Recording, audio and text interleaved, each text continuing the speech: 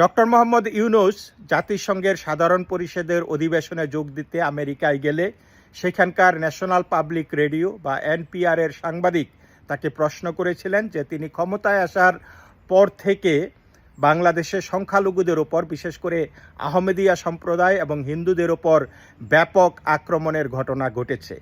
এর পরিপ্রেক্ষিতে ডক্টর মোহাম্মদ ইউনূস জবাব দিয়েছেন যে ইয়েস, বাংলাদেশের সংখ্যালঘুদের উপর আক্রমণ হয়েছে, কিন্তু তিনি যদি পার্টিকুলারলি হিন্দুদের কথা বলেন তাহলে তার বক্তব্য হলো যে হিন্দুরা শেখ হাসিনার সহযোগী ছিল এবং তার দল আওয়ামী লীগের সহযোগী ছিল। সুতরাং হিন্দুদের উপর আক্রমণ হয়েছে হিন্দু হিসাবে নাকি আওয়ামী লীগের সহযোগী হিসাবে সেটা আলাদা করে বলা যাবে না।